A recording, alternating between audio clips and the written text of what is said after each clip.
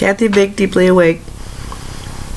And I have some really neat thoughts. It's about merge, but, well, what's come today over and over is, feel it but don't believe it. And I think that's shorthand, actually. I think that, because yesterday I felt great juxtaposition. I felt the energy was very spiky. And how do I know that? Because I felt spiky.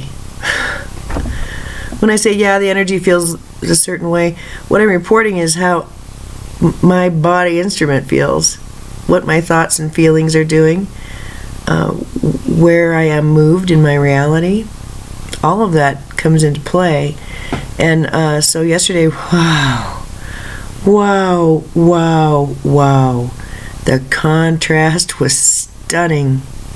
And, I reflect on it today. I listened to NPR for about, a minute.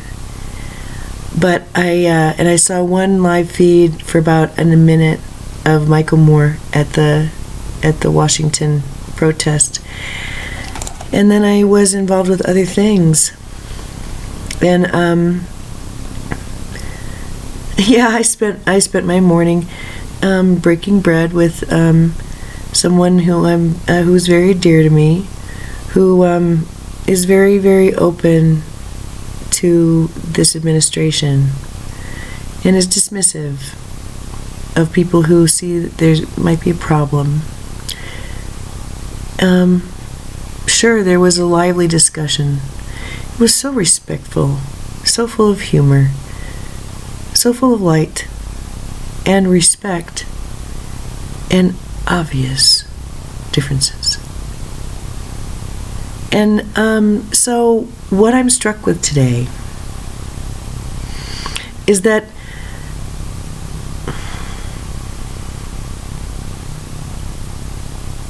when they said in that channel, it just was such a moving channel yesterday. It's still, I've watched it a couple more times and I'm just floored. It's just beautiful. And if that's the level of quality that's going to be with me now, then I wholeheartedly agree to this endeavor. It was, I look at something like that and think, that is a final work of a day of work, because I was in front of this camera for a while. They explained I was just working with them to soften things up and to break things apart, and there was brittleness to some of the thinking, and there wasn't so much, there was just an over-identification with that fear-based reality, with the duality, basically. And so they helped me by kind of serving as a witness as I processed, which I didn't release. It's sort of like the difference between having a journal and publishing work. I've said that once before. A journal to me is like, that's my free zone. If I want to write in crayon, if I want to write in my own blood, if I want to doodle, it is a free zone. I can tape stuff in there, do what I want. In that journal, I can admit to having white hot hate for someone and being really messy and in big red letters, I hate, blah, blah, blah. I don't do that anymore. I gave that practice up in the 90s. I didn't want to do that. I would bounce between expression when I've got to formalize this expression. So I would tell stories, I'd write stories. But but it's good to have a place that you can go where it is safe to feel and be who and whatever is blowing through you. Isn't that, my dear, the very essence of love itself? When you truly, truly, honest to God, love someone down to their toenails, isn't that the energy? And really getting to the place where I'm seeing now. That's sort of the point. When that channel, when they said, what lies beyond agreement? I thought, what a piquant question. I was gone during that channel. I was so... I don't know how I functioned the rest of the night, because I had a very indulgent person with me who was kind, but very abstracted was I. And this idea was a beautiful one. So, they said what lies beyond a simple agreement with one another, which is the currency, I think, for approval and for social acceptance and all that stuff nowadays. Within the duality engine, there must be agreement to show support and glandship, right? What lies beyond. And I've been pushed and pushed and pushed to listen to Five in a Circle, and I didn't do it until this morning. And I'm so glad I did. Because I remember listening to that channel for the very first time and feeling kind of humbled. Being, I am a nature whisperer. I'm connected to the trees, and the trees have explained to me many things. And they have a book that they'd like me to deliver, or information that someone else can work with. It's not mine to work with. But it is they keep saying the word compendium. And they have so much to say, and so few people sit and listen. They're truly, truly some of my very, very best friends. Trees are. I feel the same way about animals. I love them and understand them like I understand and love some humans, just as a fallback position. And then there's this curious batch of individuals that just leave my head scratching and leave me feeling confused about my worth and my place. And it's this very odd hall of mirrors from which I exited yesterday after finding myself there quite unexpectedly. Though in the shower, I was given great counsel, because, you know, it was all about I seem to have male-female union visions in the shower. That just seems to be my way. Okay, whatever. It happened in Carlsbad, California. It was intense there. I wrote about that, of course. And then, but yesterday it was like, okay, well, here's the deal. You know this brass ring everyone's been talking about the union of the divine feminine and the divine masculine? Okay, like that's how everybody wants to go there, and everybody sort of acknowledges that an integrated human being within a certain biologic gender, that's sort of the point. Balance of the Kundalini energy of moving to the south hemisphere, all of it, it's the combination in balance. And I'm in the shower and really, okay, so then they're kind of talking, and you know, I've always felt just a teeny tiny bit guilty because I couldn't pick a side, or I couldn't, but it really wasn't that. It's that I always felt like a dude inside. I've told everybody that. I feel like a dude, and I don't know a lot of girl stuff. It didn't stick. And yet, I'm about as femmy as you can get. And it's a very queer sort of combination. And it's taken me a lifetime to reconcile. I'm in the shower and they say, well, you know, and I realize, well, talk about a freaking bonus. There's nothing to integrate. I never said no. I never wanted to alter my body to express this reality. I mean, I was totally down with being a girl. It's freaking awesome. It is the bomb. I really, really, really like it. I don't like the culture in which I find that I am a woman. That's nasty, that mindset, but that's changing. Ooh. And especially I just didn't resonate with the whole male-female thing because I felt like a dude inside. Oh, so confusing. So, you okay, well, I'm bisexual. Okay, well, all right. That seems like the easiest label, but that to a lot of people is just copping out and whatever. Perceptions. The truth of it is, I've been integrated this whole time, and kind of banging myself over the head with hey, you haven't gotten this quite yet. It's like no, the only thing I haven't gotten is like acceptance of the deal. So consider that done. Thank you. Beautiful magic shower machine that I just walk into and am transported into understandings. So that was one integration. But it goes further. What does nature teach us but cooperation? About interdependence. But not in that cloying way that we think of the word dependence. It's true cooperation. It's not recognition of the fact, it is being the fact that we're in this together and we all have a role to play. So I'm listening to 5 in a Circle. And it helps me so much because it's very affirming, and it's a little permission slip like Bashar talks about. It's nice to have a permission slip.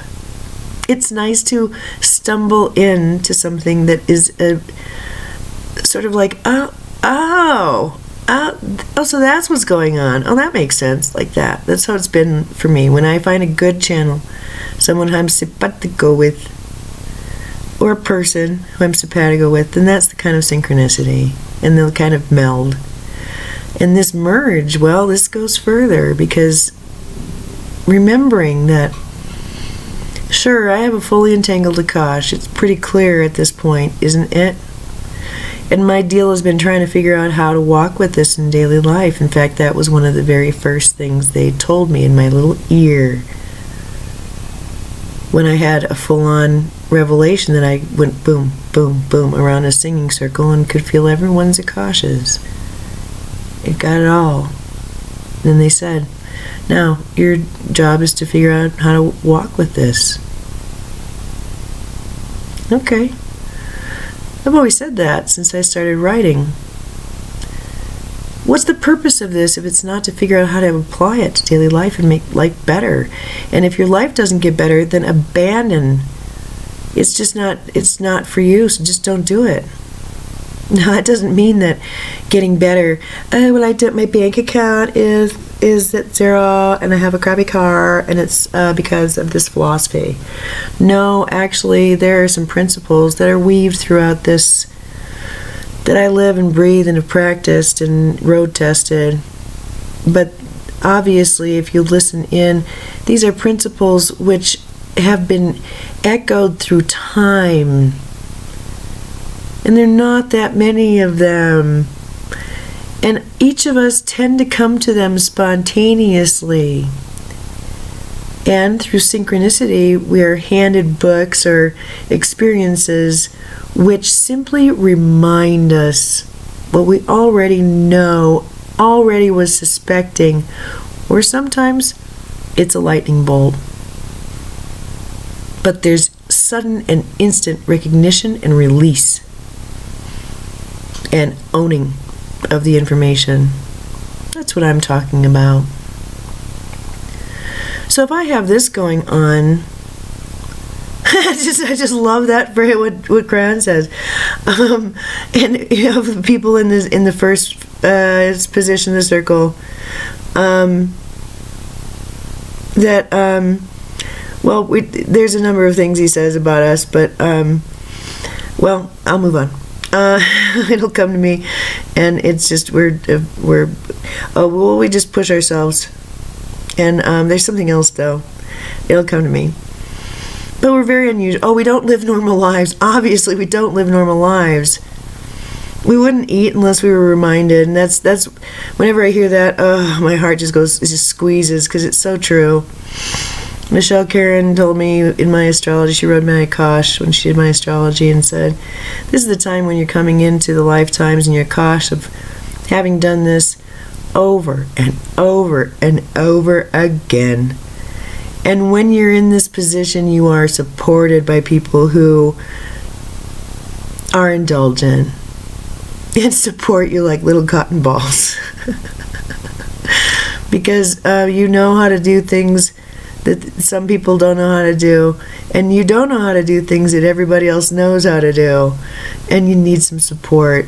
And then I hear him say that, I was like, oh, yeah, I do. And then I listen to the recording, and there it is. The healers, my friends, my sweet friend who, in exchange for reading, I get body work every week. And my friend Melissa, with this streaming psychedelic Akash and an incredible love affair with the planet and the earth. It's just so beautiful. And those who meditate and are like slipping into warm indigo pools of moonlight, where there's nothing but self-affirmation and stillness as you bob and heal and breathe and smile.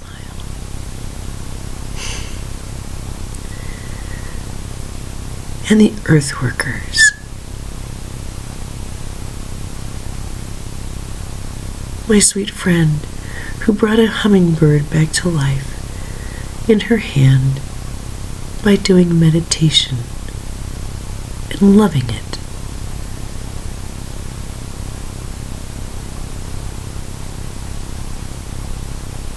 Who is so incredibly gifted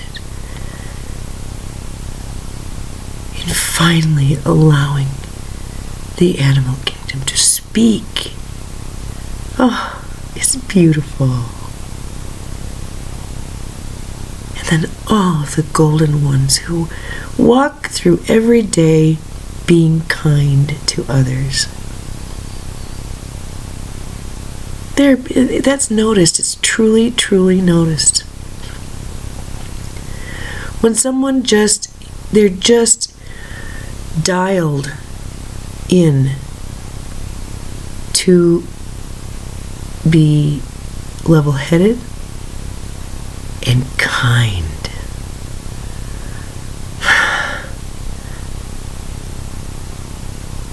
In the end of that recording, he does say, it's this group. It sounds like they're the most important, and they're important. They're very important. Someone who, has the need to live as sage or speaker or prophet or whatever. If they speak or write, it is only attended to by those with closed hearts and cynical minds. What's the point? That's how it's been.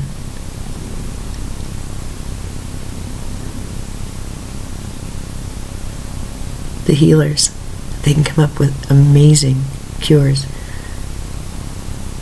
if they're dismissed as nonsense or voodoo by just compassionate culture or humanity. What's the point?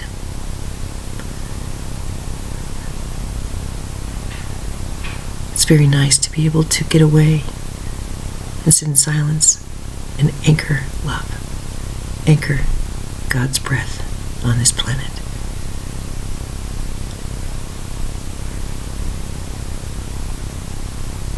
But if you walk out of the ashram and into a war zone, what's the point?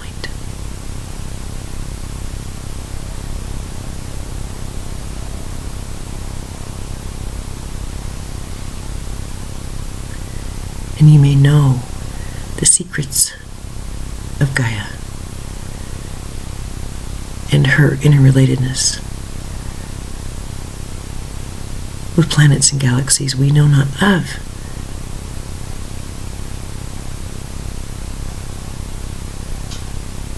But appreciation of nature serves little purpose among men and women who see no value in this, because they see Gaia as a resource to tap. So the fifth group, yes, kind of important. And that's where we're headed. That's what I saw in all those photographs this morning from around the world of women in magical, beautiful, potent, awakened men and children together, not only saying no, but reminding each other of this better way we all know of. It involves respect. It's just phenomenal. So, this merge comes down to, I think, in the end, realizing that we are not our opinions. And I guess it may have had to take me a day of angst and yelling at clouds to get that. But I think given the circumstances, that's okay. I've never had a January 21, 2017 before. So I played it the way I played it. And now it's the 22nd, and I can review and see that, well, a couple times this morning, I was just so moved that I was in these happy tears of just like, oh my God, this is so wonderful. It's just, I feel so much relief, and I feel so normal again. Oh God, and then I just was, at one point I just was crying, and I thought to myself, well, I should probably stop this nonsense. I don't really need to do this. And they said, oh, keep crying. It feels so good. It's like, okay, I'm so happy. So, and yet today I think you can hear it in my voice too. But I have felt this pressure, or sort of, no, it's not pressure. It's like, I don't like the word consolidation. It's not that. There's like this, I feel like there's an energetic congestion. And my friend Norma had mentioned this congestion before. And I don't believe that it's physiologic. I believe that it's energetic. But it's very intense today. And it feels like there's no thoughts to it, but it's the physical feeling you get before you need to have a really good heaving cry. So I'm wondering if some of this is just the collective, we're really saying goodbye to some things today. I hope you understand that. And, part of my purpose is just to be a healer. And that's, to feeler, a feeler, not a healer. Not a healer, a feeler. And that's why I wanted to name this Feel It But Don't Believe It. Because I was walking around, banging, just kind of like, why did I feel so shitty yesterday? And it was just like, why was it so spiky? And I like it balanced and la la la. And he said, well, you feel it, but you don't have to believe it. It's not a state, and they've told me this for like ever. It's such a simple concept. That's why this work is so funny. I've talked about the mountain before, And at the top of the mountain, you can say something, and by the time you get down to the bottom of the mountain, the meaning is washed out. It's faded. It's changed. But the advice or the counsel today was to feel it, but don't. Part of the thing about being reactive is you don't have to believe it. It's really okay, Kathy, at this point to just be okay with realizing, yeah, this is part of what the body does. That I am connected to the collective. Obviously, if I have access to some of the groups I do, why would I not be connected to the current collective consciousness? And I'm having to learn what's mine and what's not. Hasn't that always been the issue at hand? Wasn't that the advice I was given in May of 2012? The whole point of this whole exercise is to figure out your energetic signature. That's it. That's the deal. You must know your own energetic signature. Well, that's a little bit bigger project than it sounds. Turns out, I didn't know. It just sounded like a good, well, okay, that seems reasonable. That seems like a conquerable goal. An objectified, a sound objective. Well, it means you have to figure out what isn't yours and what to do about that. When some of it is emotional in content and can trick you into thinking it's real. So that's what I have to say this morning. It's about being mergy. And so, and trusting, which, it's hard for me to do. Easier now. Has been. Much easier now. And I think part of the tears that I had this morning was just, and yesterday too, and the day before, just realizing, this talk about benevolent outcomes is actually true. And for so long, all I felt was pressure. Like, I gotta get this right. And I'm obviously doing it wrong. And it has to be right. And now there's an absence of that. And that's really quite a beautiful thing, to be complete with that. It was a lot to walk around with. But I honor that because I know, even if you don't see it, I do.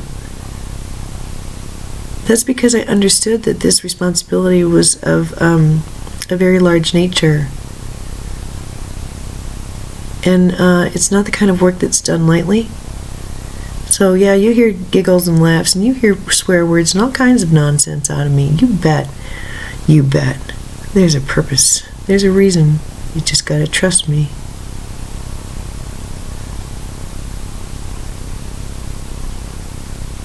There's a purpose to all of this.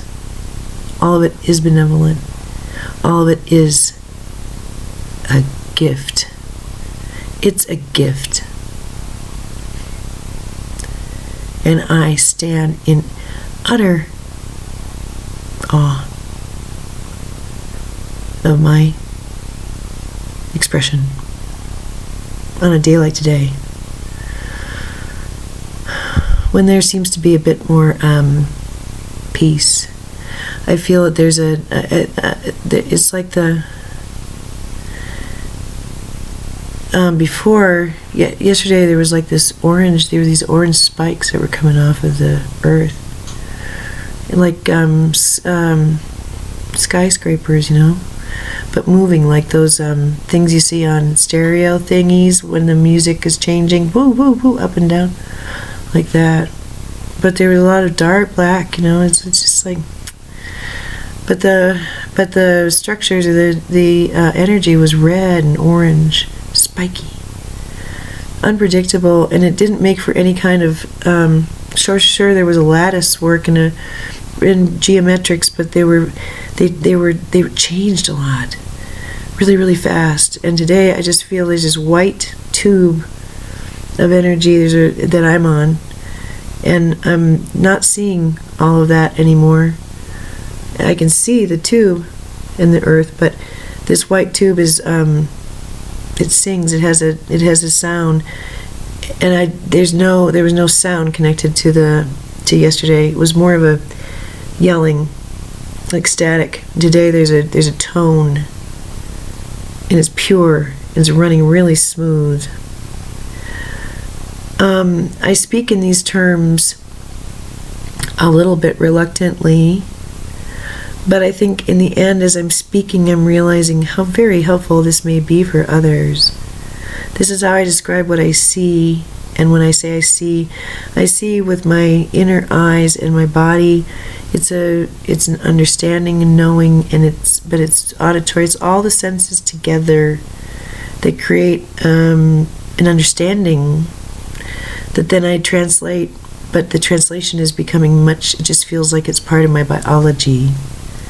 And that's more of the merge, I think. So, this is a valid pursuit for me. And as always, that 5 in a circle gives me a bit of courage to be different. To realize that, it's really okay to be different. It's really okay to have a specialty. One that some may go, oh, holy moly, I wish I could do that. And others are just going to not see, and others will discount. Why? Because it's a quantum reality. But I see the beauty, and I see how blessed I am to be able to give this to you and to me. It is well earned. It is well placed. It is well timed. It is on time. It is in celebration. I can tell you. And I'm really happy to be here today, and I hope my congestion gets better. I'm looking forward to my body work and hoping we can open this up. And if I cry on the table, I like crying on the table. Ooh, I hit the big ones when I'm crying. So, I'm looking forward to that. And I just feel so aligned. I feel alignment. I feel loved. I feel hopeful. I feel humor in me, like little bubbles in my bloodstream. I feel laughter. The laughter of relief and release. With that, I close, hoping that you are feeling relief as well, knowing full well. I've seen it so many times with this work. I feel oftentimes like I'm on just the tip of the spear, and just by speaking just by speaking some words, I'm cutting the fabric just a little bit more. The darkness cleaves just a little bit more with every word. And people follow. And I don't do it because people are going to follow. I do it because for me it's like breathing. And that's my gift to you. But more, it's my gift to me, and it's their gift to me and to us. I'm they and they are me. And yet I am this personality. And for those who have the ability and the willingness to come along for this ride, you have my deep gratitude and utter celebration this fine January morning.